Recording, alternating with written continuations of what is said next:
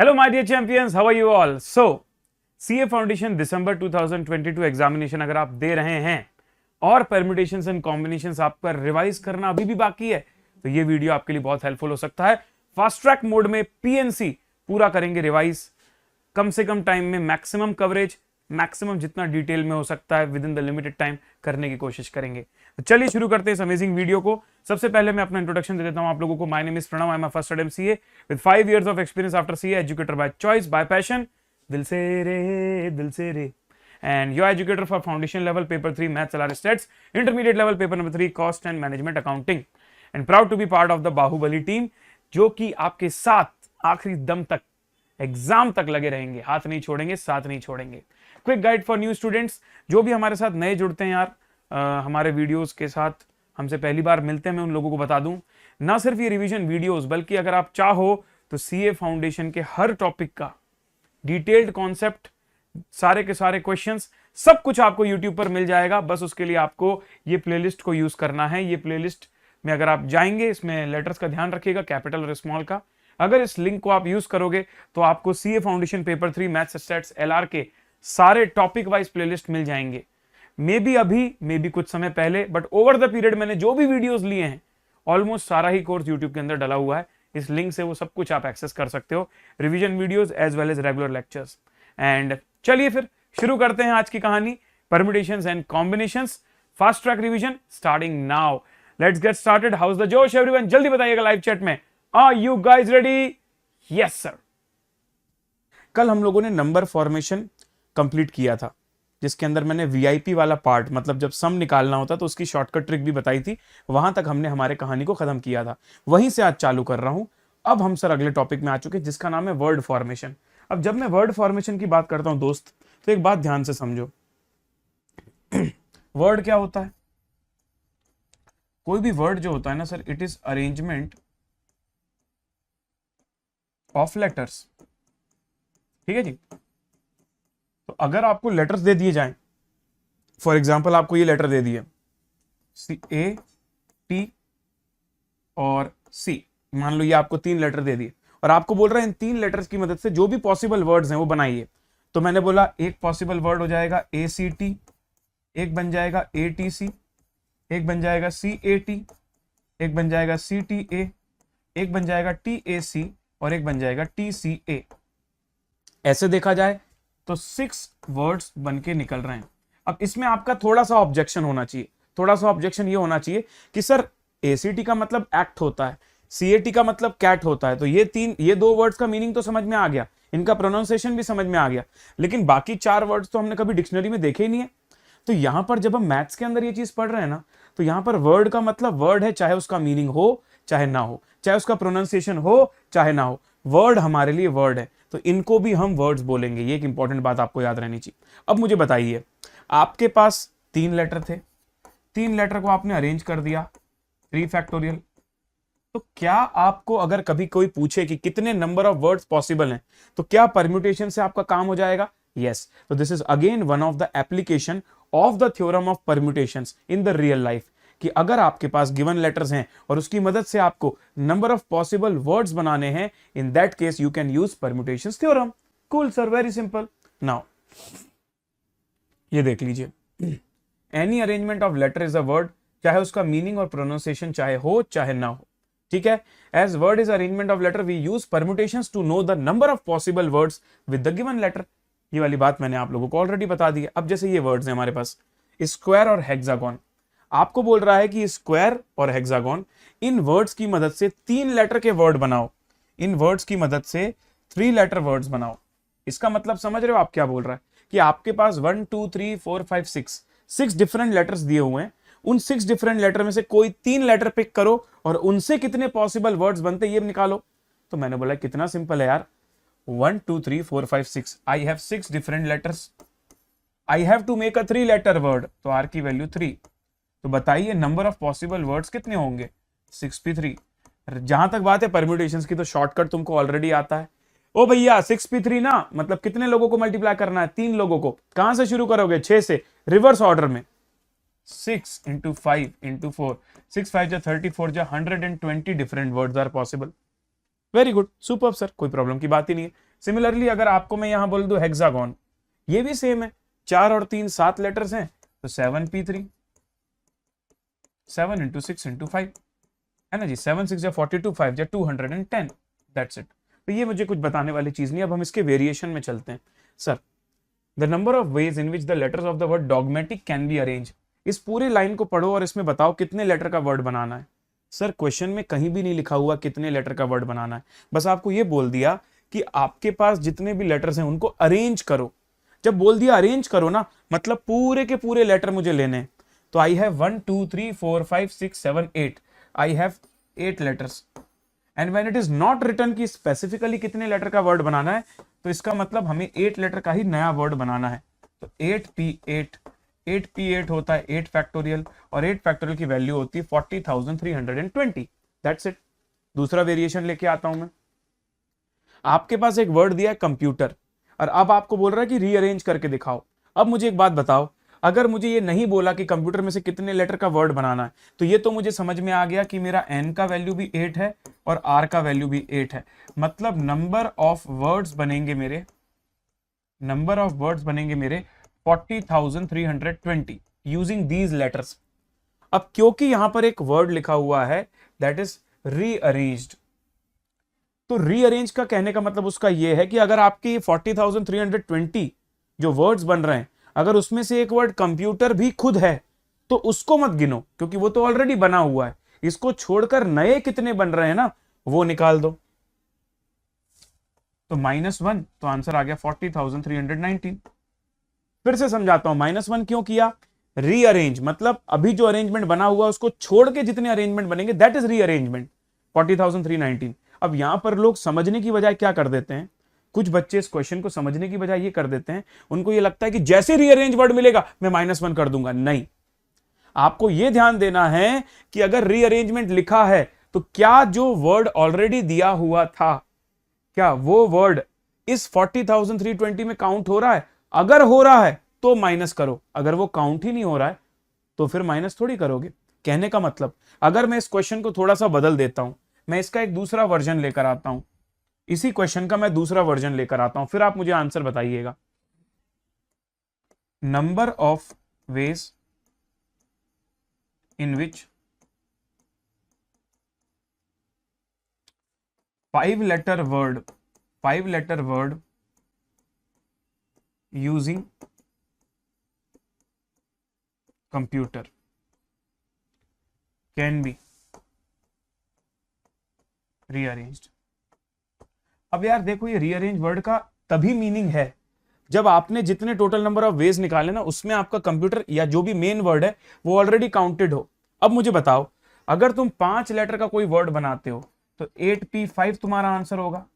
क्या उस 5 लेटर के वर्ड में कंप्यूटर एक वर्ड होगा? अरे सर, कंप्यूटर तो 5 लेटर का वर्ड है ही नहीं, तो वो उसमें थोड़ी काउंटेड होगा। तो ऐसे केस में आपको -1 करना होगा क्या? नहीं करना होगा। तो ये बात मैंने क्यों बताई, ताकि आप इसको देखकर ऐसे रट ना लो कि -1 करना है। आई होप आपको मेरी बात समझ में आ रही है। That is the logic I wanted to convey to you guys. Hope I am clear for your of you. Can I go to the next part? जल्दी बताइए कितने लोगों को ये वाली बात भी समझ में आई और इसके बारे में केयरफुल ऑब्जर्वेशन कि इसको -1 कब नहीं करना है ये भी पता होना चाहिए। Very good, super. Next, when some of the letters और द थिंग्स आर टुगेदर। कभी कभी सर ऐसा होता है कि आपको वर्ड्स बनाने हैं, लेकिन वर्ड्स बनाते समय ये बोल दिया कि उसमें से ये चुनिंदा लेटर साथ में रहेंगे, कि ये वॉवेल साथ में रहेंगे या फिर ये कॉन्सोनेंट साथ में रहेंगे। तो ऐसे केस में क्या किया जाता है? सर अगर आपको कभी भी बोल दे कि ये ऑब्जेक्ट्स टुगेदर हैं, तो ऐसे केस में तुम क्या करोगे? जो भी चीजें साथ में हैं, the things which are together, उन सब को as a one thing count कर लेना, क्योंकि वो सब एक साथ हैं तो सटे रहेंगे, तो वो एक साथ अपनी जगह बदलेंगे, तो उनको एक ही ऑब्जेक्ट की तरह काउंट कर लो।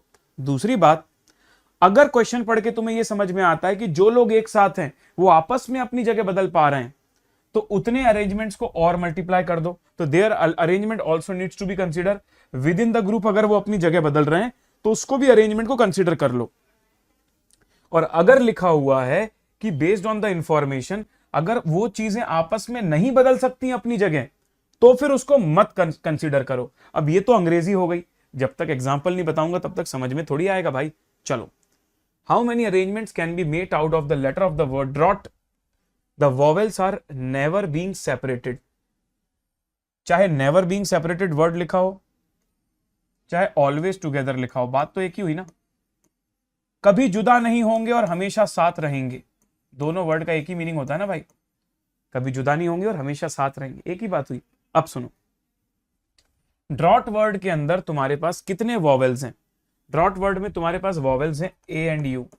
तो मैं क्या बोलता हूं कि ये जो ए और यू है ना, इनको साथ में कर दो, और बाकी जो लोग हैं डी आर जी एच और टी, ये अलग अलग हो गए। अब क्या होगा, जब भी ये अपनी जगह बदलेगा ना, ए और यू आपस में बाजू बाजू में ही रहेंगे। तो मैंने क्या बोला, जो लोग आपस में साथ में हैं, जो लोग आपस में साथ में हैं, उनको वन ऑब्जेक्ट की तरह काउंट करो। तो उस हिसाब से अगर मैं पहले मेन नंबर ऑफ परम्यूटेशंस निकालता हूं ना, मेन नंबर ऑफ अरेंजमेंट्स, तो वो तो मेरे निकल के क्या आएंगे, वो तो मेरे निकल के आएंगे 1 2 3 4 5 6 फैक्टोरियल की 6 चीजें, उनको आपस में अरेंज करना है 6 फैक्टोरियल वेज। लेकिन अब सवाल पढ़ के ये समझ में आना चाहिए कि क्या ये ए और यू आपस में अपनी जगह बदल सकते हैं? ऐसा तो नहीं कि ए लेफ्ट में रहेगा यू राइट में रहेगा। ऐसा भी तो हो सकता है कि यू लेफ्ट में आ जाए ए राइट में हो जाए। मतलब क्वेश्चन पढ़ के कहीं भी ऐसा नहीं लग रहा है कि वो दोनों बिल्कुल फ्रीज हैं, वो दोनों साथ में हैं लेकिन अपनी जगह स्वैप कर सकते हैं। तो ये जो अपनी जगह वो बदल रहे हैं, उसके भी नंबर ऑफ वेज को कंसीडर करना पड़ेगा। तो number of arrangements where A and U can change the places, वो क्या हो जाएगा भाई, वो हो जाएगा 2 फैक्टोरियल वेज। तो अगर तुम्हें final total number of veg निकालने हैं, तो फिर वो सर कहानी हमारी थोड़ी बदल जाएगी, and it will become 6 factorial into 2 factorial. अब 6 फैक्टोरियल होता है 720 इंटू 2 1440। तो आई होप आप मेरी बात समझ पा रहे हो कि यहां पर 2 फैक्टोरियल क्यों मल्टीप्लाई हुआ, क्योंकि ये लोग तो आपस में बदल लेंगे अपनी जगह, लेकिन इनके बदलने के भी 2 डिफरेंट वेज हैं, और ये सारी चीजें साथ में हो रही है टुगेदर, इसलिए आपस में मल्टीप्लाई लग रहा है।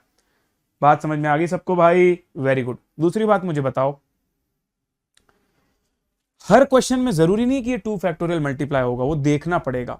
यहां पर बोला था कि साथ में है, ऐसा नहीं बोला था कि उनका सीक्वेंस भी डिसाइडेड है, साथ में है। तो साथ में रह के तुम अपनी जगह बदल के भी साथ में रह सकते हो ना, लेफ्ट राइट राइट लेफ्ट। लेकिन आगे कुछ ऐसे भी क्वेश्चंस आएंगे जिसमें टुगेदर तो रहना ही है, लेकिन साथ में सीक्वेंस भी फ्रीज हो गया है। ऐसे केस में फिर ये जो एक्स्ट्रा वाला परम्यूटेशन है वो नहीं लेना पड़ेगा। देखते हैं आगे क्वेश्चन आएगा वैसा। ये वाला क्वेश्चन देख लो, there are 6 books on economics, 3 books on mathematics, 2 books on accountancy, कितने तरीके से अरेंज करोगे? तो मैंने बोला देखो भाई, जो 6 बुक्स मेरी साथ में रहेंगी उनको मैं एक ऑब्जेक्ट मान लेता हूं, जो 6 बुक्स मेरी साथ में है। जो 3 बुक मैथ्स के साथ में उनको भी एक ऑब्जेक्ट मान लेता हूं, और जो 2 बुक्स अकाउंटेंसी की उनको भी एक साथ मान लेता हूं। तो ऐसे मेन ऑब्जेक्ट मेरे हो गए 3, दैट इज 3 फैक्टोरियल। लेकिन अब ये जो मैथ्स की इकोनॉमिक्स की 6 बुक्स हैं, ये आपस में अपनी जगह बदलती रहेंगी। ये एक यहां जाएगी, राइट में चली जाएगी लेफ्ट में, तो वो हो जाएगा तुम्हारा 6 फैक्टोरियल। ये जो तुम्हारी मैथ्स की 3 बुक्स हैं, ये भी आपस में अपनी जगह बदलती रहेंगी, 3 फैक्टोरियल। और ये जो अकाउंट्स की 2 बुक हैं, ये भी आपस में अपनी जगह बदलती रहेंगी। तो इसका आंसर आएगा ये। कैलकुलेशन तुम कर लेना, लॉजिक मैं तुमको समझा चुका हूं, कैलकुलेशन तो तुम कर लोगे भाई, कोई बहुत बड़ी बात इसके अंदर नहीं है। अरे भाई मजा आ रहा है कि नहीं मजा आ रहा? एवरीथिंग इज गोइंग फाइन और नॉट? जल्दी बताओ, लाइव चैट देखता हूं मैं अभी। चलो, वेरी नाइस। एग्जाम्पल 3 बता तो दिया बेटा, मैंने बता तो दिया। ये और ये आपस में साथ में रहेंगे, ऐसा बोला है कि 6 की 6 बुक्स इकोनॉमिक्स की साथ में रहेंगी, ये 3 ऑब्जेक्ट भी साथ में रहेंगे, ये 2 ऑब्जेक्ट भी साथ में रहेंगे। तो इसको एक ऑब्जेक्ट, इसको एक ऑब्जेक्ट, इसको एक ऑब्जेक्ट, 3 फैक्टोरियल।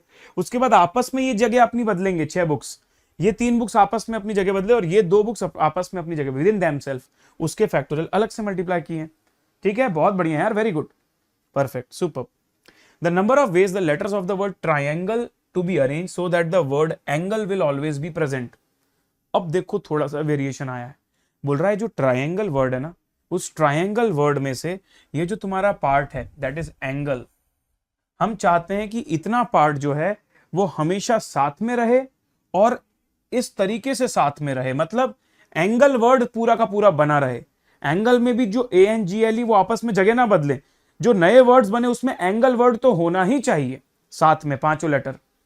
तो ऐसे केस में अब तुम्हारी कहानी बदल गई। क्यों? क्योंकि तुमने टी को अलग माना, आर को अलग माना, आई को अलग माना, लेकिन जो एंगल है एंगल वो तो एक ऑब्जेक्ट की तरह काउंट हो गया। तो 1 2 3 4 ऑब्जेक्ट्स, मतलब आंसर आ गया 24। लेकिन क्या अब ये पांचों लेटर आपस में अपनी जगह बदल पा रहे हैं? नो। तो यही तुम्हारा फाइनल आंसर आ गया, ऑप्शन सी।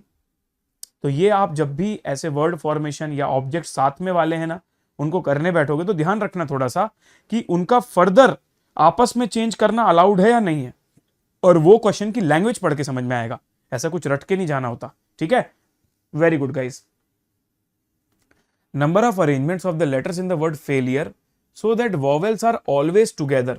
फिर से वही वाली बात है, वॉवेल्स हो गया तुम्हारा ए आई यू और ई, तो तुमने क्या कर दिया, ए आई यू और ई को साथ में कर दिया। बाकी बच गए तुम्हारे एफ एल और आर, तो 3 और 4 7, 1 2 3 4 5 6 7, ये 3 ऑब्जेक्ट्स और इस पूरे को एक ऑब्जेक्ट मानना है, 4 फैक्टोरियल। और ये 4 ऑब्जेक्ट्स आपस में अपनी जगह बदल सकते हैं, अगेन 4 फैक्टोरियल। तो आंसर हो जाएगा 24 into 24, that is I guess 576। Option A is the correct answer. Super. अब देखो भाई, कभी कभी क्या होता है, सवाल इस तरीके से तुमसे पूछा जाता है, the number of arrangements of the letters in the word failure so that vowels are never coming together. अभी तक पूछ रहा था ऑलवेज टुगेदर, अभी जस्ट उल्टा पूछ रहा है नेवर टुगेदर। तो ऐसे केस में हम क्या करते हैं सर? ऐसे केस में पहले हम निकालते हैं टोटल परम्यूटेशंस विदाउट कंडीशन। कि मान लो भाई फेलियर वर्ड है, फेलियर वर्ड में तुम अरेंज करोगे तो कितने टोटल नंबर ऑफ वेज बनेंगे, पहले वो निकाल दो बिना किसी कंडीशन के। फिर तुम नंबर ऑफ वेज निकालोगे कि तुम्हारे वॉवेल्स साथ में हैं, साथ में हैं, जो तुम ऑलरेडी कर चुके हो पिछले वाले क्वेश्चन में। जब तुम इस टोटल वेज में से इसको माइनस कर दोगे ना, तो अपने आप जो रिमेनिंग वेज बचेगा वो क्या कहलाएगा? When the things are never together. फिर से देखिए, टोटल वेज निकाले बिना कंडीशन के, वेज ऑफ ऑलवेज टुगेदर निकालना तुमने मेरे साथ ऑलरेडी सीख लिया है। तो टोटल में से ऑलवेज टुगेदर माइनस करूंगा तो नेवर टुगेदर के वेज का आंसर आ जाएगा। Very good. और आप इस चीज को डायग्राम से भी समझ सकते हो कि इस पूरे बॉक्स में से अगर मैं ये ग्रीन वाला पार्ट रिमूव कर देता हूं तो जो मेरा ये ग्रे वाला पार्ट बचेगा वो मेरा रिमेनिंग पार्ट कहलाएगा। अब देखो भाई, यहां पर निकाल देते हैं हम लोग what are the total ways. Total ways मतलब अगर कोई कंडीशन ना होती तो, विदाउट कंडीशन। तो सर विदाउट कंडीशन हमारा टोटल वेज आ रहा है 1 2 3 4 5 6 7, 7 फैक्टोरियल। 7 फैक्टोरियल कितना होता है दोस्त? 5040 होता है। अब तो याद हो गया भाई। 8 फैक्टोरियल 9 फैक्टोरियल तक, 8 फैक्टोरियल तक तो याद रहना चाहिए तुमको। उसके बाद number of ways vowels are, मैंने वॉवेल्स की स्पेलिंग गलत लिख दी है ना, अब मैं सुधार नहीं रहा हूं, भावनाओं को समझ लेना, मैं इंग्लिश का टीचर नहीं हूं। ठीक है, वॉवेल्स आर ऑलवेज टुगेदर, कितना आंसर आ रहा था? Vowels are always together 576, 576। तो अब अगर 5040 ये तुम्हारे टोटल नंबर ऑफ वेज हैं, 5040, ये पूरे 5040 है, उसमें से साथ में रहने के नंबर ऑफ वेज है 576। तो जो रिमेनिंग बचेगा वो कितना आ जाएगा? 5040 माइनस 576। आंसर कितना हो जाएगा बताओ? That is 4464। ठीक है, समझ गए? तो ये तरीका तब अपनाया जाता है जब उल्टा पूछा हो, साथ में रहने का ना पूछा हो, साथ में न रहने का पूछा हो, है ना, रिवर्स पूछा हो। तो ये देख लीजिए सर, हमारे पास एक और क्वेश्चन आ गया, क्वेश्चन 16। यहां पर आपसे ये बोल रहा है कि 10 examination paper are arranged, paper होने वाले हैं, 10 अलग अलग सब्जेक्ट्स हैं, तो उनका एक सीक्वेंस बनाया है। ठीक है, उनको इस तरीके से अरेंज किया है कि उस 10 पेपर में से ना कोई एक पेपर कहलाता है बेस्ट और कोई एक पेपर कहलाता है वर्स्ट। वो जो 2 पेपर है ना वो साथ में नहीं आने चाहिए। तो पूरे 10 ऑब्जेक्ट्स में से कोई 2 पर्टिकुलर ऑब्जेक्ट इन्होंने उठाए और बोला कि ये 2 पर्टिकुलर ऑब्जेक्ट साथ में नहीं होने चाहिए, मतलब अगल बगल नहीं होने चाहिए। मैं तेरे अगल बगल हूं, तू मेरे अगल बगल है, ये नहीं होना चाहिए ये दोनों पेपर में। मतलब ऐसा नहीं होना चाहिए कि बेस्ट के बाद वर्स्ट आए या वर्स्ट के बाद बेस्ट आए, दोनों पॉसिबल नहीं है।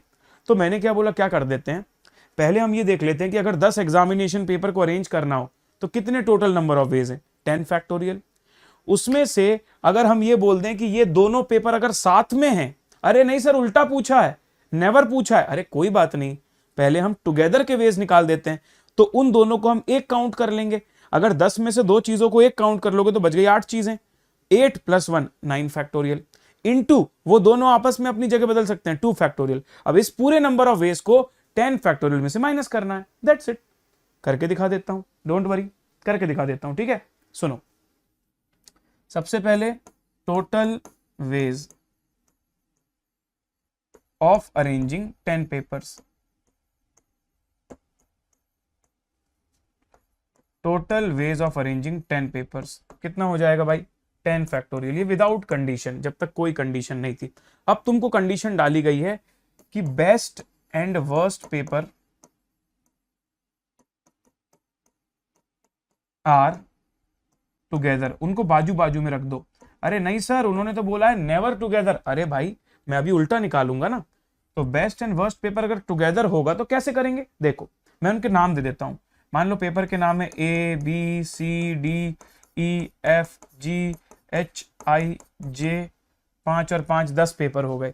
इस 10 में से इन्होंने ये मान लिया कि मान लो ये E और F जो है ना, ये दोनों बेस्ट और वर्स्ट हैं, तो उनको तुमने अभी एक काउंट कर लिया कि भाई ये दोनों बाजू बाजू में ही रहेंगे। तो कितने काउंटिंग बच गए, 1 2 3 4 5 6 7 8 और 9 फैक्टोरियल। और क्योंकि ये साथ में है तो इनके साथ में भी शफलिंग हो सकती है, 9 फैक्टोरियल इंटू 2 फैक्टोरियल। अब तुमको निकालना है total ways when best worst not together, साथ में नहीं हो। उसका क्या आंसर आएगा, तो उसका आंसर आएगा sir 10 factorial minus 9 factorial into 2। अब इसको सॉल्व कर दो। इसको पूरा सॉल्व करने की जरूरत नहीं है क्योंकि आंसर तुम्हारा फैक्टोरियल के फॉर्म में दिया, तो इसको समराइज करते हैं सर।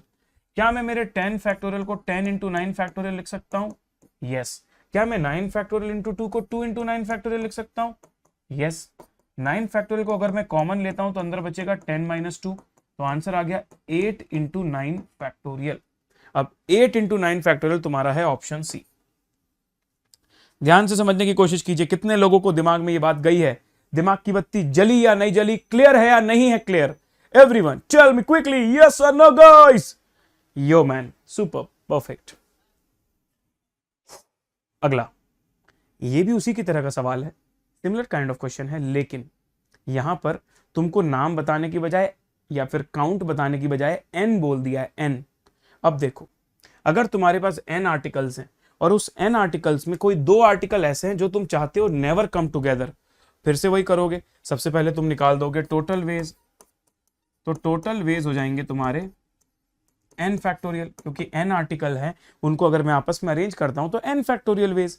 अब उन n आर्टिकल में से कोई 2 आर्टिकल वो साथ में रहने चाहिए, पहले उसके वेज निकाल देते हैं। सो 2 पर्टिकुलर आर्टिकल्स आर टुगेदर, वो साथ में रहे, इसके पहले नंबर ऑफ वेज निकालो। तो मैं बोल दूंगा सर, अगर 2 पर्टिकुलर साथ में है तो उन दोनों को एक काउंट किया जाएगा, तो जो तुम्हारी टोटल काउंटिंग 10 होती थी उसकी जगह 9 हो गई थी ना, वैसे यहां n की जगह n - 1 फैक्टोरियल हो जाएगी। जैसे पिछले क्वेश्चन में ये 10 की जगह 9 हो गया था क्योंकि तुमने इन दोनों को एक मान लिया था, तो 1 2 3 4 5 6 7 8 और इसको एक मान लिया तो 9 फैक्टोरियल आ गया था। वैसे अगर तुम्हारे पास n ऑब्जेक्ट्स हैं और उसमें से कोई 2 लोग एक बन जाते हैं तो टोटल n - 1 बचेंगे, लेकिन वो जो 2 लोग साथ में वो आपस में 2 फैक्टोरियल वेज में अरेंज हो सकते हैं। अब तुमको निकालना है 2 particular articles are never together, तो क्या आंसर आएगा सर, तो मैं कर दूंगा n फैक्टोरियल, मतलब मेरे टोटल नंबर ऑफ वेज, उसमें से ये वाले पार्ट को माइनस कर दूंगा, n - 1 होल फैक्टोरियल इंटू 2। बहुत बढ़िया। अब देखो, आप n फैक्टोरियल को लिख सकते हो n into n - 1 whole factorial, और इसको लिख सकते हो 2 into n - 1 whole factorial. n - 1 factorial अगर आप कॉमन ले लोगे तो अंदर बच जाएगा n - 2। अब इसके जैसा कोई सिमिलर ऑप्शन है क्या, ये रहा sir, n - 2 into n - 1 factorial, option n - 2 into n - 1 factorial, n - 2 into n - 1, option है।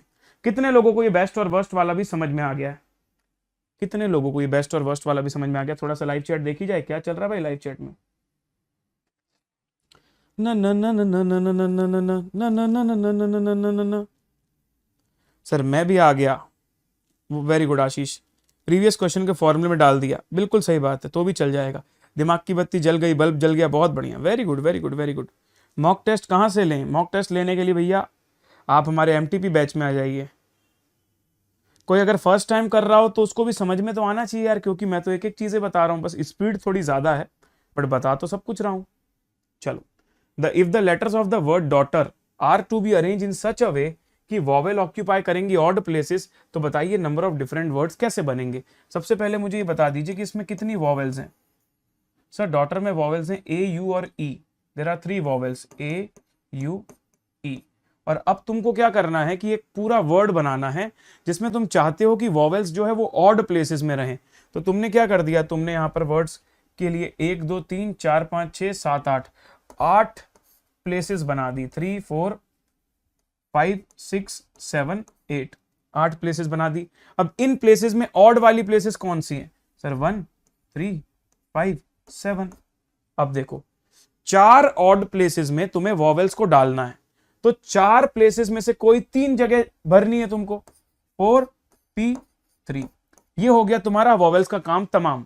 मतलब तुम्हारे जो 3 वॉवेल्स हैं 4 में से कहीं भी जाके बैठ जाएंगे, 4 P 3 वेज। इस चीज को तुम 24 तरीके से कर सकते हो। नाउ कितने लोग बचे? सर बच गए बाकी के सारे। टोटल अगर हमारे पास 8 प्लेसेस हैं और उसमें से 3 जगह ऑलरेडी फिल हो चुकी हैं, तो बच गए सारे के सारे 5। तो 5 लोग और 5 प्लेसेस, 5 फैक्टोरियल। ये हो जाएगा तुम्हारा 4 3 12 2 20 24, और ये हो जाएगा 5 फैक्टोरियल 120। तो 24 इंटू 120 कितना आता है भाई? 2880, 2880 ऑप्शन है। आई होप आपको मेरी बात समझ में आई। बहुत सिंपल, 4 ऑड प्लेसेस हैं तुम्हारे पास और 3 वॉवेल्स हैं, तो 4 ऑड प्लेसेस को 3 वॉवेल्स के साथ कैसे फिक्स अप करोगे? 4p3 वेज में। अब 5 जगह बच गई और 5 लेटर बच गए, 5p5 120 वेज, दैट्स इट, बात खत्म। मजे आ गए सर, सही है। अगला, the number of the arrangement in which the letter of the word Monday, उसको इस तरीके से अरेंज करो कि जो वर्ड है तुम्हारा वो एम से शुरू हो लेकिन एन से खत्म ना हो। अब ध्यान दीजिएगा, 2 बातें अलग अलग हैं। यहां बोल रहा है बिगिन विथ एम और यहां बोल रहा है do not and with an, 2 आपस में उल्टी उल्टी बातें। अब देखो भाई, मैंने वापस से बोला मंडे मतलब 6 places, 1 2 3 4 5 and 6 places, very nice. अब इसमें से हम लोग बोलते हैं पहली जगह पर तो एम फिक्स हो गया है, तो पहली जगह को फिल करने के सिर्फ और सिर्फ देयर इज वन वे, और कोई चॉइस है ही नहीं तुम्हारे पास, क्योंकि ये तो ऑलरेडी क्वेश्चन ने बोल दिया। अब मैं चलता हूं आखिरी वाली जगह में। यहां कंडीशन बोली है एन कैन नॉट कम, आखिरी प्लेस में एन आ नहीं सकता। अब बताओ आखिरी प्लेस में कौन आ सकता है? सर आखिरी प्लेस में एन आ नहीं सकता, तो बाकी लोग आ सकते हैं क्या? बाकी भी सारे नहीं आ सकते। एम तो यहां बिजी हो गया है, एन वहां आ नहीं सकता, तो बचे सिर्फ 4 लेटर ODAY। तो यहां पर इसको फिल करने के 4 वेज हैं। अब ये तुम्हारी 2 कंडीशनल वाली प्लेसेस फिल हो गई। अब नॉन कंडीशनल वाली प्लेसेस में आते हैं। यहां पर कितने लोग आ सकते हैं? सर मेरे 6 में से 2 लेटर ऑलरेडी यूज हो चुके हैं, तो अब यहां पर 4 लेटर बचे, वही 4 में से कोई आएगा। यहां पर 3 बचेंगे, यहां 2 बचेंगे, यहां 1 बचेगा। 1 into 4 into 3 into 2 into 1 into 4, बता दो आंसर क्या आएगा? 4 3 जा 12 2 जा 24, 24 4 जा 96। The answer is option C. इस तरीके से भाई आराम से किया जा सकता है पीएनसी को, ठीक है जी। चलो very nice, 96 is the correct answer. The number of ways in which the letters of the word mobile be arranged so that the consonant always occupy the odd places, bro। consonant जो है वो हमेशा odd places में रहेंगे। तो मैंने बोला भाई सबसे पहले तो consonant पता कर लेता हूं, कौन है यहाँ consonants। तो पता किया तो पता चला consonants हैं M, B और L। O, I और E तो तुम्हारे vowels हो गए। अब तुम्हारे पास 6 लेटर का वर्ड है, तो 1 2 3 4 5 6। अब इन 6 लेटर्स के वर्ड में तुम्हारे पास ऑड प्लेसेस कौन सी हैं भाई? 1 3 5। अरे ये तो मजे हो गए, 3 ऑड प्लेसेस और 3 के 3 कॉन्सोनेंट, तो 3 कॉन्सोनेंट को 3 ऑड प्लेसेस में 3p3 6 तरीके से अरेंज कर सकते हो। अब इनका काम तमाम होने के बाद बचे 3 कॉन्सोनेंट, और बची 3 खाली जगह इवन वाली, तो उसको भी 3p3 में अरेंज कर देंगे। तो आंसर हो जाएगा 6 × 6 which is 36 which is option A. डन डना डन डन, बोलो रापचिक रापचिक रापचिक रापचिक, डन डना डन डन, सुपर। ठीक है, इसके साथ सर हम लोगों ने वर्ड फॉर्मेशन पूरा कर लिया। तो जोरदार तालियां बज जानी चाहिए अपने आप के लिए कि आप लोगों ने आधे घंटे के अंदर वर्ड फॉर्मेशन भी पूरा कर लिया है। अब हम लोग आखिरी टॉपिक में आ चुके हैं परम्यूटेशन के, जिसका नाम है सर्कुलर परम्यूटेशन। देखो सर क्या होता है, मैं सर्कुलर परम्यूटेशन के सीधे बेसिक में जाता हूं, उसके बाद कुछ बात आगे बढ़ाऊंगा। सीधे बेसिक में जाता हूं। सर देखो, अगर तुम्हारे पास ये वर्ड्स दिए हुए हैं A B C, A C B, B A C, B C A, C A B और सी बी ए, ये है लीनियर परम्यूटेशंस जो कि 6 आ रहे हैं। लेकिन अगर मैं इन लोगों को सर्कल में डाल देता हूं, सर्कल में मैंने बोल दिया यहां ए बैठा है, यहां बी बैठा है, यहां सी बैठा है, ए बी और सी। और अगर मैं एक और ऐसा सर्कल बनाता हूं और उस सर्कल में मैं यहां लिख देता हूं यहां बी बैठा है, यहां सी बैठा है और यहां ए बैठा है। अब एक्चुअल में देखा जाए ना तो ये 2 डिफरेंट अरेंजमेंट्स नहीं है। क्या बात करो सर आप? यस, ये आपस में दोनों डिफरेंट अरेंजमेंट्स नहीं है। कैसे सर? क्योंकि सुनना मेरी बात ध्यान से, क्योंकि यहां पर तुम्हारे पास अगर इसी वाले डायग्राम को तुम ऐसे घुमा दोगे ना, ऐसे, तो तुम्हारा ये बन जाएगा। इसी डायग्राम को ऐसे घुमा दोगे तो ये बन जाएगा। तो नया अरेंजमेंट क्या कहलाया इसमें? तुम ए से पूछो क्यों भैया ए, तुम्हारे लेफ्ट में कौन बैठा है, वो बोलेगा बी। यहां पर पूछो ए से तुम्हारे लेफ्ट में कौन बैठा है, बी। ए तुम्हारे राइट में कौन बैठा है, सी। यहां कौन बैठा है, सी। तो जब तुम सर्कुलर के अंदर जाते हो बेटा, तो तुम्हारा सर्कुलर के अंदर तुम्हारा ये वाला जो अरेंजमेंट है that is A B C, और दूसरा अरेंजमेंट है तुम्हारा बी सी ए, ये दोनों सेम हो गए। यहां पर हम इन दोनों को अलग अलग काउंट करते थे, ए बी सी और बी सी ए, लेकिन सर्कुलर के पॉइंट ऑफ व्यू से दोनों सेम हो गए। इनफैक्ट एक और बताता हूं तुमको, सी ए बी, ये भी तो वही हो गया। देखो भैया, ए के राइट में कौन है, सी। ए के लेफ्ट में कौन है, बी। बिल्कुल सेम टू सेम है, सी ए बी। तो अब मैं आपको बताता हूं, इन केस ऑफ सर्कुलर तुम्हारे कुछ रोटेशनरी वाली जो चीजें हैं वो एक जैसी मान ली जाती है, तो नंबर ऑफ वेज तुम्हारे कम हो जाते हैं।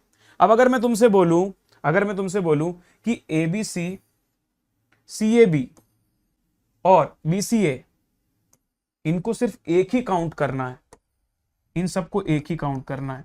और सिमिलरली तुम्हारा दूसरा क्या है, ए C B, A C B और B A C, B A सी, और तीसरा क्या है, C B A, C B ए। अगर तुम इनको भी ध्यान से देखोगे तो यहां भी देखो, ए के लेफ्ट में सी, ए के राइट में बी, ए के लेफ्ट में सी, ए के राइट में बी, ए के लेफ्ट में सी, ए के राइट में बी, ये तीनों भी सेम है। तो इन तीनों को भी तुमको सेम मानना है, ये। तो इसी सेम क्वेश्चन में जहां पर तुम्हारे लीनियर अरेंजमेंट 6 आ रहे थे, बताओ कि तुम्हारे सर्कुलर अरेंजमेंट कितने आएंगे? सर सिर्फ 2 आएंगे, सर्कुलर अरेंजमेंट सिर्फ 2 आएंगे। तो मैं अभी बहुत कुछ ज्यादा नहीं बता रहा हूं कॉन्सेप्चुअली, बस ये बताना चाहता हूं कितने लोगों को ये बात समझ में आ गई कि जो चीज लीनियर में ज्यादा नंबर देती है ना, सर्कुलर में जाके उसके नंबर ऑफ परम्यूटेशंस कम हो जाते हैं, लेस। पहले ये बताओ यस और नो कि लेस हो जाते हैं।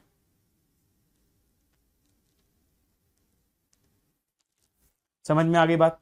अब मैं जाता हूं थ्योरम में। जब तुम्हारे पास 3 चीजें हैं और उन तीनों को आपस में अरेंज करना है लीनियर तरीके से, तो अभी तक तुम क्या फॉर्मूला पढ़ते आ रहे थे, n factorial 3 factorial that is 6 ways, और वो तुम्हारा 6 वेज आंसर आया भी है, देख लो ना, 6 वेज तुम्हारा आंसर आया भी था। लेकिन यही सेम क्वेश्चन को अगर मैं सर्कुलर वाले में ले जाता हूं, n equals to 3, r equals to 3, तो अब तुम्हारा जो फॉर्मूला है सर्कुलर के केस में वो थोड़ा सा चेंज हो जाएगा, and the formula will be n-1 whole factorial. तुम्हारा नया फॉर्मूला है n-1 whole factorial, which is 3 minus 1 whole factorial which is 2 factorial. Oh wow, that's how 2 came. Yes, that's how 2 came. तो मैंने तुम्हें कॉन्सेप्चुअली भी समझा दिया कि ये इसको एक काउंट करना है, इसको भी एक काउंट करना है, तो बेसिकली दो ही परम्यूटेशंस हो रहे हैं सर्कुलर के। बट इस चीज को तुम तो थ्योरम से करोगे ना, तुम थोड़ी सर्कुलर फॉर्म बनाने जाओगे। बट फिर भी समझ में तो आना चाहिए ना सर कॉन्सेप्चुअली कि सर्कुलर में आंसर कम क्यों आता है। अब समझ में आया हो चाहे ना आया हो, थ्योरम जरूर याद रख लेना n-1 फैक्टोरियल। ठीक है, चलो तो ये आ गए सर हम लोग। अगर हम ऑब्जेक्ट्स को क्लोज्ड कर्व में जमाते हैं तो हमारे नंबर ऑफ परम्यूटेशंस जो हैं n-1 फैक्टोरियल हो जाते हैं। इसमें आपको एक बात ध्यान रखनी है जो बहुत स्पेशल बात है, जिस पर लोग फोकस नहीं करते हैं, कि सर्कुलर वाला टॉपिक तभी एप्लीकेबल होता है जब you are choosing all the objects. यहां पर एनपीआर जैसा नहीं आएगा कि आर की वैल्यू अलग है, एन की वैल्यू अलग है।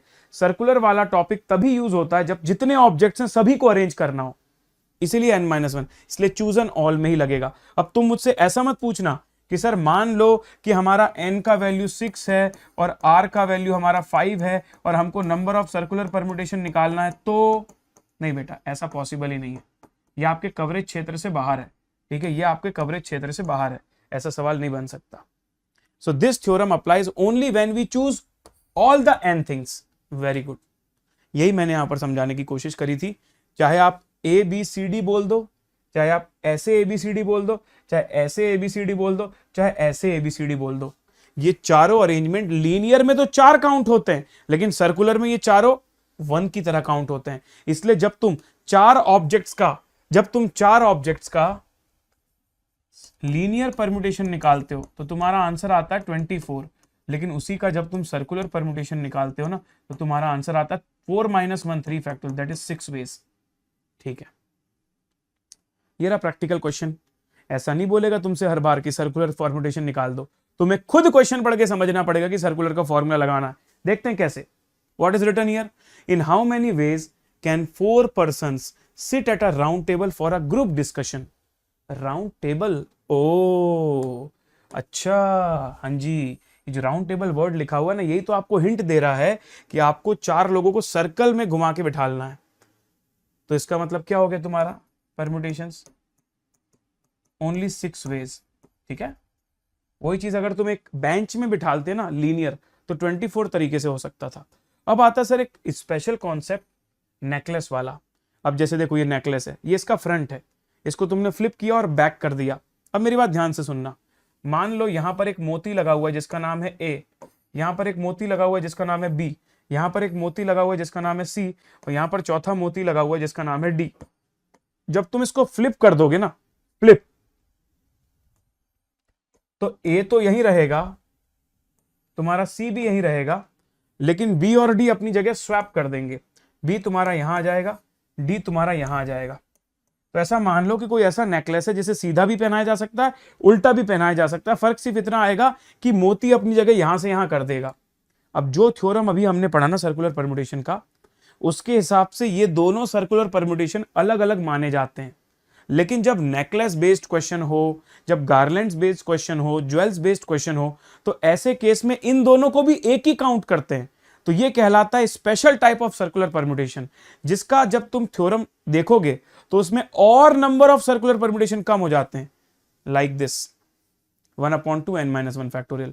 तो मैं बहुत ज्यादा इसमें डेप्थ में नहीं जाने वाला, एक तो बहुत छोटा सा टॉपिक है, ऊपर से बहुत ज्यादा जो घुमा फिरा के बोला रहता है। तो ये नेकलेस वाला बात जो है इतना इनफ है समझने के लिए, बाकी सीधे इसका थ्योरम याद रख लेते हैं। That is type 2 circular permutation. कि अगर तुम्हारे पास कभी ऐसा बोले कि तुम्हारे पड़ोसी बदलने चाहिए तभी अलग माना जाएगा। मतलब देखो यहां पर पड़ोसी नहीं बदल रहे हैं, भले राइट लेफ्ट बदल रहा हो लेकिन पड़ोसी नहीं बदल रहे हैं। अभी भी ए का पड़ोसी बी और डी है, यहां भी बी और डी है। सी का पड़ोसी बी और डी है, सी का पड़ोसी बी और डी है।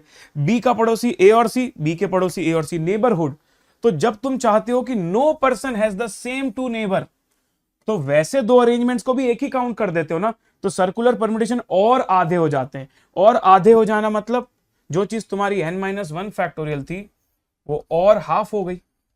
बात खत्म, सीधी बात, नो बकवास, क्लियर है? ठीक है जी। तो ये और सर और कैसे पता चलेगा कि ये वाला थ्योरम कब लगाना है? अगर क्वेश्चन में नेकलेस वर्ड लिखा हो, गार्लैंड्स वर्ड लिखा हो, इस तरीके के वर्ड्स लिखे हो, तो ऐसे केस में तुम ये वाला थ्योरम अप्लाई करना। अब जैसे ये देखो, number of ways in which 7 girls form a ring देखो इसमें कुछ खास बात नहीं लिखी हुई है, मतलब ये टाइप 1 वाला सर्कुलर परम्यूटेशन है। 7 - 1 whole factorial 6 factorial that is 720। यहां देखो 50 different jewels can be form to make a necklace, तो ये हो जाएगा तुम्हारा n - 1 फैक्टोरियल 1/2 मल्टीप्लाई, तो 1/2 n की वैल्यू 50 है, तो 1/2 into 49 factorial. The answer is option B. अगला तुम्हारे पास number of ways in which 7 boys sit in a round table. अभी तो देख के समझ में आ रहा था कि 6 फैक्टोरियल कर दूं, लेकिन अभी जो तुम्हें कॉन्सेप्ट पढ़ के आए हो वही कॉन्सेप्ट यहां पर डाल दिया है कि दो पर्टिकुलर बॉयज हमेशा साथ में रहेंगे, काफी अच्छे दोस्त हैं, साथ में रहेंगे। अब देखो भाई 7 बॉयज 1 2 3 4 5 6 7, तो A B C D E F G circle में बैठे हुए। अब मैं मान लेता हूं कि इसमें से B और C जो है ना, उन्होंने बोल दिया कि हम तो बाजू बाजू में ही बैठेंगे, तो फॉर दैट पर्पस तुम्हारा रिवाइज्ड वाला नंबर ऑफ ऑब्जेक्ट्स कितना हो गया, 1 2 3 4 5 6, n की वैल्यू हो गई 6। तो बताओ नंबर ऑफ सर्कुलर परम्यूटेशन कितना हो जाएगा, तो नंबर ऑफ सर्कुलर परम्यूटेशन हो जाएगा 6 - 1 factorial that is 5 factorial that is 120। लेकिन ये दो बॉयज अपनी जगह आपस में जरूर बदल सकते हैं, तो उनके विद इन देमसेल्फ वाले अरेंजमेंट होंगे 2 फैक्टोरियल, तो 120 को 2 फैक्टोरियल से मल्टीप्लाई किया तो आंसर आ गया 240, ऑप्शन ए। तो देखा आपने, पहले तो 7 लोगों को में से 2 लोग एक साथ है तो उनको एक काउंट कर दिया, तो 1 2 3 4 5 6 हो गया। क्योंकि सर्कुलर का क्वेश्चन है तो एक और माइनस कर दिया, n - 1 फैक्टोरियल तो थ्योरम ही होता है। लेकिन ये जो 2 लोग साथ में है वो अपनी जगह बदल सकते हैं 2 फैक्टोरियल वेज में, तो उसको फर्दर मल्टीप्लाई करते तो 120 into 2 240 is the correct answer. 5 persons are sitting in a round table, again round table से समझ में आ रहा है कि सर्कुलर का क्वेश्चन है। In such a way tallest is always on the right side of the shortest person. अब मेरी बात ध्यान से सुनना, यहां पर 2 लोग साथ में तो हैं,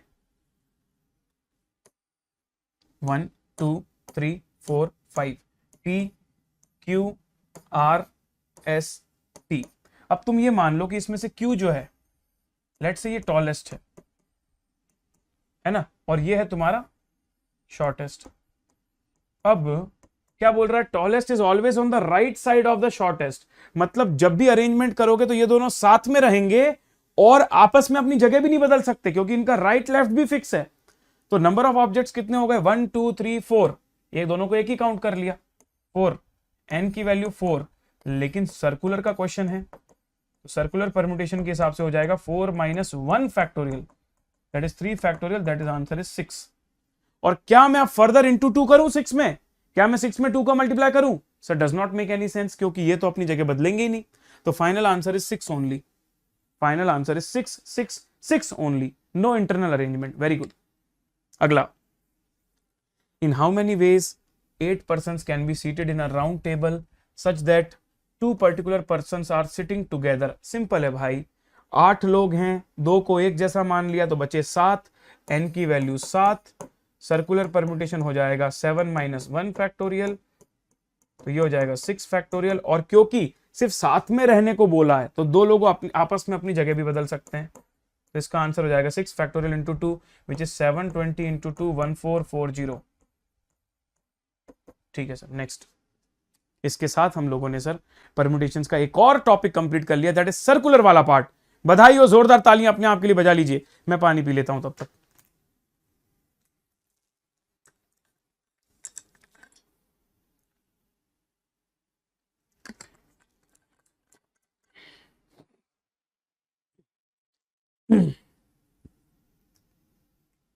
चलिए अगली पारी के लिए हम तैयार हैं, परम्यूटेशंस विद रेस्ट्रिक्शंस। ऐसा परम्यूटेशंस जहां पर रेस्ट्रिक्शंस भी इन्वॉल्व है। रेस्ट्रिक्शंस इन्वॉल्व है मतलब सर बताता हूं मैं, बिल्कुल बताता हूं, don't worry. Theorem number 1, sir आपको बोल रहा है when a particular object is not taken in the arrangement, not taken in the arrangement मतलब इस तरह का सवाल बोल रहा है, जैसे मान लो तुम्हारे पास 10 डिफरेंट चीजें हैं जिसमें से तुम्हें 4 चीजें एट अ टाइम लेनी है और 1 पर्टिकुलर चीज जो है वो कभी नहीं आएगी, नेवर अकर्स। यार अब तो कितना आसान हो गया, जब तुम्हारे पास पहले 10 चॉइसेस थी उसमें से 4 चीजें लेनी थी, अब वो 10 में से एक चॉइस तो पहले ही हट गई है, तो 9 चॉइसेस बच गई। इसमें तो कुछ करना ही नहीं है कि 10 में से तुमने एक हटा दिया तो 10 माइनस 1 9, 9p4, 9p4। क्या आंसर होगा 9p4 का? 9 into 8 into 7 into 6, the answer is 3024। इसी चीज को इन्होंने थ्योरम का नाम दे दिया। मैंने बोला भाई आपको थ्योरम देने की जरूरत ही नहीं थी, ये वैसे ही हमको समझ में आ रहा था। दूसरा देखो ये वाला question, the number of arrangements of 10 different things taken 4 at a time in which one particular thing always occurs, मतलब वो पर्टिकुलर एक चीज हमेशा आएगी। अब समझो तुम्हारे पास मान लो 4 जगह हैं जहां पर तुमको 10 में से कोई 4 चीजें फिल करनी है, ठीक है। इसमें से जो इसमें से कोई एक बंदा जो है 10 में से कोई एक बंदा ऑलरेडी आ चुका है यहां पर ये नहीं पता कहां बैठेगा। तो मुझे बताइए इसमें से जो एक बंदा ऑलरेडी डिसाइडेड हो चुका है उसके पास भी 4 वेज हैं, 4 वेज कहीं भी बैठने के चारों में से। जब ये बंदा जो फाइनल हो गया है वो अपनी चारों में से कोई एक सीट सिलेक्ट कर लेगा, मान लो वो ये वाली सीट सिलेक्ट कर लेता है, अब उसमें जब बच जाएंगी कितनी जगह खाली? 1 2 3 जगह खाली। और तुम्हारे पास अब कितने लोग बचे हुए हैं? How many people are there जिनको जाना है? सर 10 में से एक चला गया, 9 पीपल नाउ। अब ये 9 लोग 3 सीट्स के लिए लड़ेंगे, 3, तो ये हो जाएगा 9p3। तो इनका कहने का मतलब सिंपल सा ये है कि जो एक बंदा ऑलरेडी डिसाइड हो चुका है उसके पास 4 वेज हैं और बाकी बचे 9p3, तो इसका आंसर आ जाएगा 9p3 इंटू 4। तो 9p3 कितना होता है? 9 into 8 into 7 into 4, that is 2016। इस चीज को थ्योरम के हिसाब से कैसे बोलेंगे? तो 2016 तो आ गया, पर ये जो थ्योरम आपको दिया है थ्योरम 2, उसके हिसाब से देखो क्या बोल रहा है कि अगर तुम्हारे को कभी ऐसा दिया हो कि one thing is always included, तो ऐसे केस में सर जो बंदा ऑलरेडी इंक्लूड हो गया उसके पास आर वेज होंगे। क्यों? 10 में से 4 चीजें चुननी थी, तो अब जो एक बंदा चुन लिया गया वो चारों में से कहीं भी बैठ सकता है, तो उसके पास 4 ऑप्शन हैं। अब बच गए 10 में से एक 9 लोग और खाली जगह भी बच गई, 4 में से एक हट गया 3, तो इसमें से भी 1 माइनस किया, इसमें से भी 1 माइनस और r, तो यही तो हमने भी किया था। हमारी n की वैल्यू थी 10 और हमारी r की वैल्यू थी 4। हमने क्या किया था? 4 लिया था, यहां कर दिया था 10 माइनस 1 p 4 माइनस 1, यही तो था 4 इंटू 9p3, यही तो हमारा आंसर आया था 2016। ये थ्योरम हो गया तुम्हारा। तो थ्योरम की तरह उसको ना भी पढ़ते तो भी चल जाता। अब देखो भाई आपने जो ये 2 बातें पढ़ी है ना, ये 2 बातें आपस में एकदम अपोजिट हैं, complementary to each other. One thing is always included and one thing is always excluded. क्या ये 2 बातें आपस में एक दूसरे की अपोजिट नहीं लग रही? Always included, always excluded. तो बोल रहा है कि इसके जो दोनों के नंबर ऑफ वेज आप निकालते हो, यह है तुम्हारा ऑलवेज एक्सक्लूडेड का, यह है ऑलवेज इंक्लूडेड का, ये तुम्हारे टोटल परम्यूटेशंस के बराबर आ रहा है, टोटल परम्यूटेशंस विदाउट कंडीशन। समझ रहे हो आप मेरी बात? ये तुम्हारे टोटल परम्यूटेशंस विदाउट कंडीशन के बराबर आता है। So that is the relationship between both the theorems. तो ये हमने एक्स्ट्रा पढ़ा दिया भाई, कोई दिक्कत नहीं है। और दूसरी अदर प्रॉब्लम्स देख लेते हैं परम्यूटेशंस के ऊपर। सर ये देखो बच्चों वाली प्रॉब्लम है, 3 प्राइजेस हैं और तुम्हारे पास 12 लोग खेलने आए हैं, 13 लोग खेलने आए, 13p3 है ना। 3 स्टूडेंट है, 4 चार्टर्ड अकाउंटेंट है, आपस में उनको लिंक करना है तो 4p3 हो गया। उसके बाद तुम्हारे पास 10 मेंबर है, एक प्रेसिडेंट, एक सेक्रेटरी और एक ट्रेजरर सिलेक्ट करना है। तो भाई ये जो तुम्हें चीजें सिलेक्ट करनी है ना, उसमें अरेंजमेंट मैटर करता है। क्यों? क्योंकि अगर तुमने जेठालाल को सेक्रेटरी बना दिया, आत्माराम तुकाराम भिड़े को प्रेसिडेंट बना दिया और तारक मेहता को ट्रेजरी बना दिया, ये एक अरेंजमेंट हुआ। लेकिन शफलिंग भी तो कर सकते हो ना कि प्रेसिडेंट किसी और को बना दो, सेक्रेटरी किसी और को बना दो, ट्रेजर किसी और को बना दो, इसलिए यहां परम्यूटेशंस लगेगा। तो 10p3 यहां पर है भाई। न्यूयॉर्क में एक बंदा आता है, उसके पास 8 दुकानों में जाना है उसको, लेकिन उसके पास सिर्फ 6 दुकानों में जाने का समय है, तो 8 में से कोई 6 दुकानों का उसको शेड्यूल बनाना है, 8p6। उसके बाद ये इंडियन अमेरिकन वाला, आप ठीक है भाई एक जैसे सवाल है, हाँ ये अच्छा क्वेश्चन है।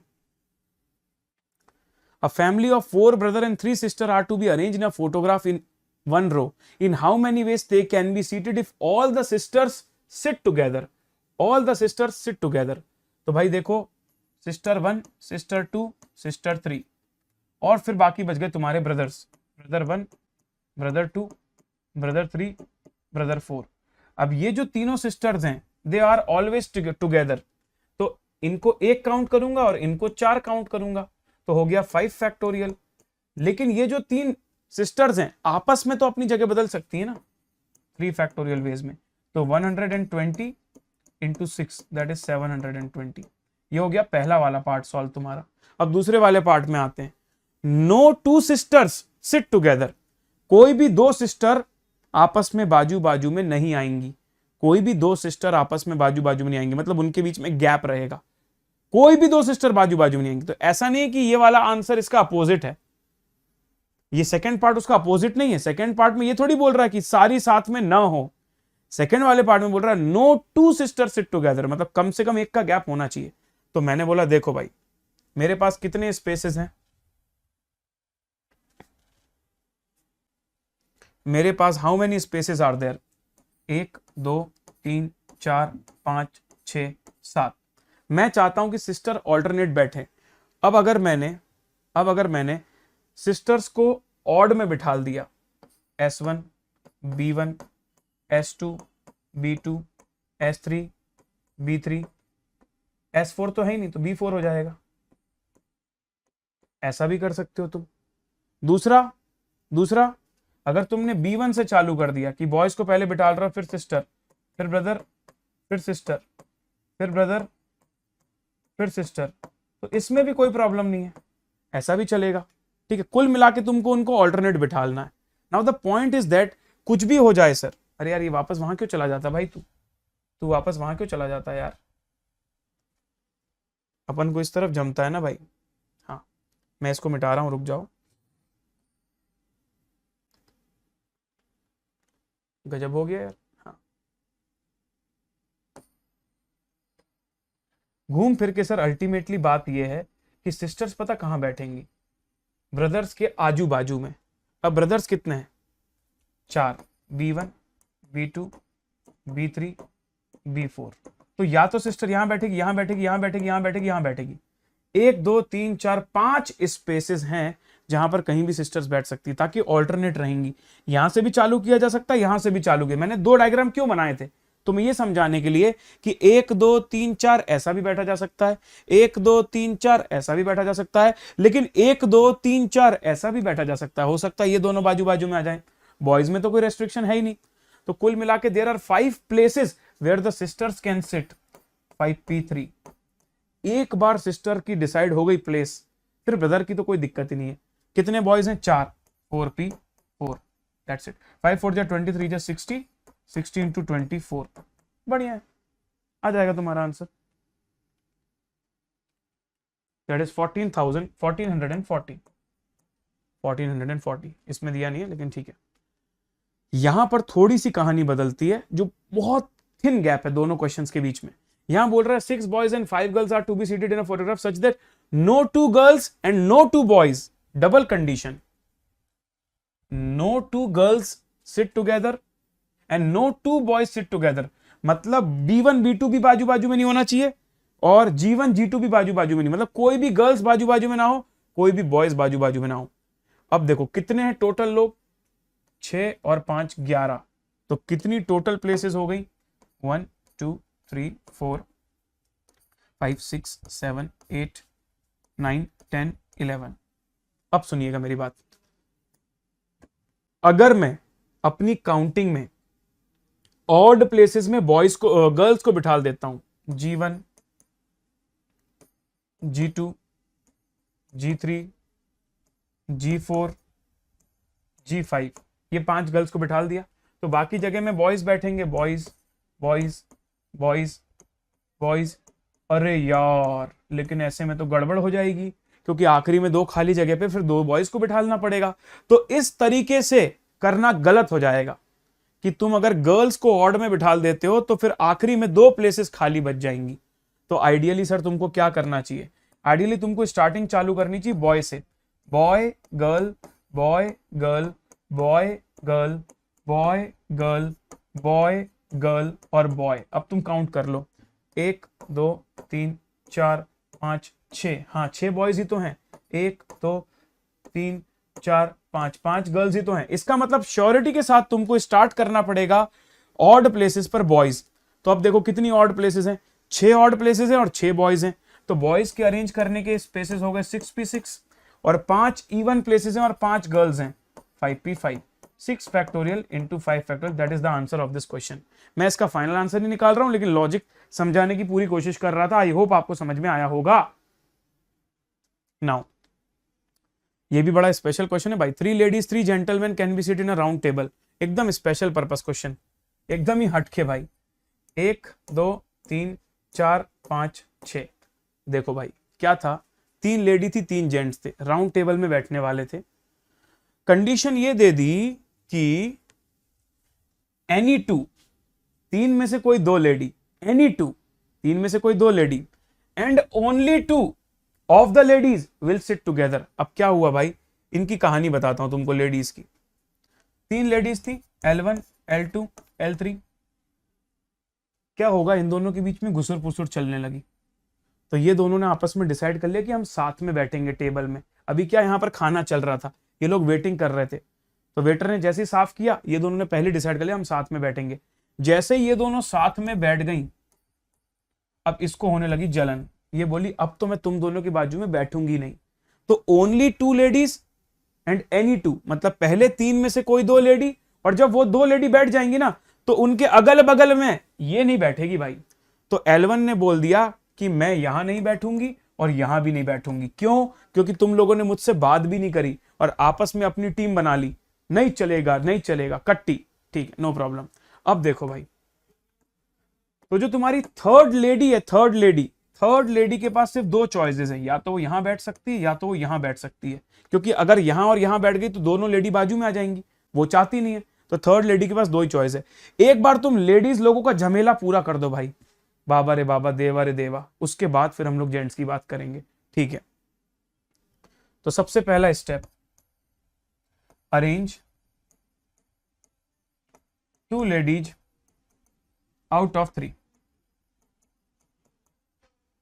3p2, 3 2 जा 6 वेज। इसमें क्या कर दिया मैंने कि 3 में से कोई 2 लेडी चुन भी ली और उनको बिठाल भी दिया कि लो भाई तुम बैठ जाओ। अगला, third lady can be arranged in 2 ways only. इसका कोई फॉर्मूला नहीं है, ये डायग्राम से समझ में आएगा कि भैया ये दोनों के बाजू में जो स्पेसेस है वहां वो नहीं बैठेंगी, तो 2 ही स्पेसेस बचते हैं। अब जब ये सारे लोग बैठ गए, मान लो कि ये इसमें से यहां बैठ गई, L3 आके यहां बैठ गई। अब कितनी खाली जगह बची? अब एक खाली जगह ये वाली बची हुई है, एक खाली जगह ये वाली बची हुई है और एक खाली जगह ये। अब जेंट्स लोग बोलते भाई हमको जहां बैठना दो, तुम लोगों का रामायण पूरा हो गया तो हम भी बैठ जाएं, हमको भी भूख लगी है। ठीक है, तो 3 जेंट्स इन रिमेनिंग प्लेसेस, भाई बची कुची जगह में हमको भी जगह दे दो। ठीक है, तो 3p3 6 वेज। अब हमको इन सभी लोगों को आपस में एक साथ बिठालना है, तो सारे वेज को आपस में मल्टीप्लाई करना पड़ेगा। 6 इंटू 2 इंटू 6, 6 6 जा 36 into 2, the correct answer is 72। आइला रे आइला, मस्त जमाइला। बड़ा दिक्कत वाला सवाल था भाई, बड़ा दिक्कत वाला सवाल था यार। बहुत समस्या हो गई यार, कितना लड़ाई चलती रहती है यार। मैं तो परेशान हो गया यार, है ना, एकदम परेशान हो गया, टेंशन में आ गया था।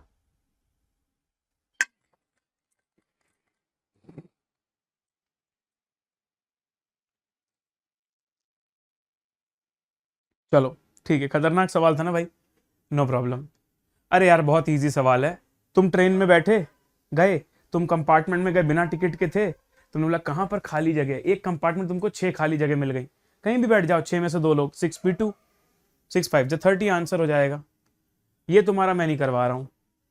हाँ, ये स्पेशल सवाल है भाई। ये स्पेशल सवाल कैसे है, इसमें क्या होता है सर, इसमें तुम्हारे पास पहले तो तुम ये देखो कि RP को तुम R फैक्टोरियल बोल सकते हो। तो ये हो जाएगा सिग्मा R इक्वल्स टू 1 से लेके 10 तक, और RPR बन जाएगा R फैक्टोरियल। तो ये हो जाएगा R डॉट R फैक्टोरियल। दूसरा, तुमने एक फॉर्मूला पढ़ा होगा कि n+1 factorial minus n factorial n into n factorial के बराबर होता है। तो इसी फॉर्मूले का यूज करके R डॉट R फैक्टोरियल को लिखा जा सकता है R+1 factorial minus R factorial. हाँ सर, लिखा तो जा सकता है। अब इस r की जगह में कभी 1 डालना है, कभी 2 डालना है, कभी 3 डालना है, कभी 4 डालना है, ऐसे कर करके आगे बढ़ना है। ठीक है सर, तो r की जगह कभी 1 डाल दिया तो 1 + 1 होल फैक्टोरियल -1 फैक्टोरियल। फिर मैंने r की जगह 2 डाल के देख लिया, तो एक बार डाल दिया 2, तो 2 + 1 फैक्टोरियल -2 फैक्टोरियल। ऐसे करके डाल दिया 3 + 1 फैक्टोरियल -3 फैक्टोरियल। ऐसे करके 4 डाल दिया, 5 डाल दिया, and so on up to 10। तो 10 + 1 फैक्टोरियल -10 फैक्टोरियल। ठीक है सर, अब देखो मेरी बात ध्यान से, ये 2 फैक्टोरियल है, ये भी 2 फैक्टोरियल है, कैंसिल हो गए। ये 3 फैक्टोरियल 2 + 1, ये भी 3 है, कैंसिल हो गए। ये 4 भी कैंसिल हो गया आगे वाले 4 से। ऐसे करके सब कैंसिल होते जाएंगे, कैंसिल होते जाएंगे। यहां पर 10 फैक्टोरियल होगा, वो -10 के साथ कैंसिल हो जाएगा। आखिर में सिर्फ 2 ही लोग बचेंगे, एक ये वाला -1 फैक्टोरियल और एक ये वाला 11 फैक्टोरियल, क्योंकि 11 को माइनस करने के लिए आगे कोई है ही नहीं, -11। तो घूम फिर के तुम्हारे पास 2 लोग बच गए, एक बच गया -1 फैक्टोरियल और एक बच गया +11 फैक्टोरियल। अब इसको तुम इसमें से कैसे लिख सकते हो? सर क्या मैं ऐसा लिख सकता हूं 11p11 -1? हाँ लिख तो सकते हो, एक ही बात है। 11 फैक्टोरियल -1 या -1 + 11 फैक्टोरियल, बात एक ही है, सेम टू सेम, एकदम सेम टू सेम। अच्छे,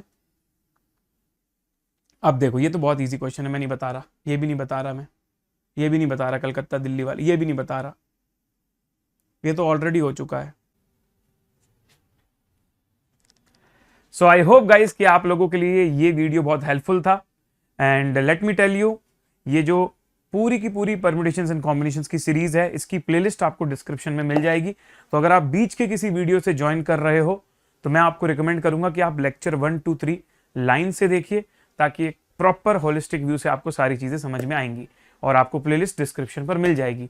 अब एक इंपॉर्टेंट बात, जिस तरीके से हम YouTube पर क्लासेस लेते हैं आपके लिए, उस तरीके से अनअकैडमी ऐप पर हम प्रॉपर बैचेस भी लेकर आते हैं, और वहां कुछ फ्री क्लासेस भी डली हुई हैं।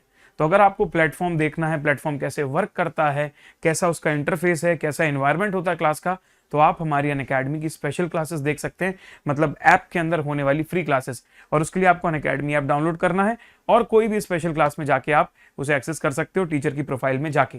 एंड अगर आप फर्स्ट टाइम किसी स्पेशल क्लास को देख रहे होगे तो आपको अनलॉक कोड पूछेगा, जिसमें आप मेरा कोड CA प्रणव एंटर कर सकते हैं। ठीक है, अब अगर आप हमारे साथ अनअकैडमी के प्रॉपर बैचेस ज्वाइन करना चाहते हैं, CA फाउंडेशन, इंटरमीडिएट और any other category, what you can do is Unacademy की वेबसाइट पर आइए। सबसे पहले आपको अपना गोल चूज करना है, यहाँ आपको मिल जाएगा चार्टर्ड अकाउंटेंसी। CA में जाएंगे आपको foundation, inter, final, G1, G2 जो भी आपके लिए रेलेवेंट है उसमें जाइए। जैसे मैंने फाउंडेशन को क्लिक किया तो ये फाउंडेशन का होम पेज आएगा, और उसमें फिर ये ग्रीन बटन अगर आप प्रेस करोगे तो आपके पास ऑप्शंस आएंगे, प्लस ये आइकॉनिक। अनअकैडमी के सब्सक्रिप्शन लेने से आपको क्लासेस सारे एजुकेटर्स की मिलती हैं, वो भी अनलिमिटेड, तो वो सब कुछ आपको प्लस में मिलेगा। लेकिन प्लस के बेनिफिट्स के साथ अगर आपको एक्स्ट्रा बेनिफिट्स चाहिए, mentorship, printed books, doubt solving, तो आप आइकॉनिक में जा सकते हैं। ठीक है, you can upgrade to iconic. और तीसरा होता है light, it is only for the test series if you want to join the test etcetera. ठीक है जी, चलिए, तो ये आपके पास जो है प्राइजेस लिखे हुए हैं सब्सक्रिप्शंस के, प्लस और आइकॉनिक के। प्राइजेस आर वेरी डायनामिक, वो चेंज होते रहते हैं। आई डोंट नो जब आप ये वीडियो देख रहे हो तब क्या प्राइस होगा, बाद में क्या प्राइस होगा। सो जब भी आप सब्सक्रिप्शन लें तब जरूर से वेबसाइट को अच्छे से देख लें। लेकिन एक बात कभी ना भूलें, यहां पर जो रेफरल कोड का बॉक्स है, यहां पर मेरा कोड आप यूज कर सकते हैं, CA प्रणव। तो जो भी मैक्सिमम पॉसिबल डिस्काउंट होगा, 10%, 20% you will get absolutely without any doubt. ठीक है जी, this is my code CA Pranav, इसको लगाना बिल्कुल भी मत भूलिएगा। And thank you so much guys. अगर आप हमारे चैनल पर नए हैं तो सब्सक्राइब करें, और अगर आपको वीडियो अच्छा लगा हो लाइक करें, अपने दोस्तों को शेयर भी करें। ठीक है, सबको मदद मिलनी चाहिए इससे। Thank you so much guys, bye bye, take care and let's crack it.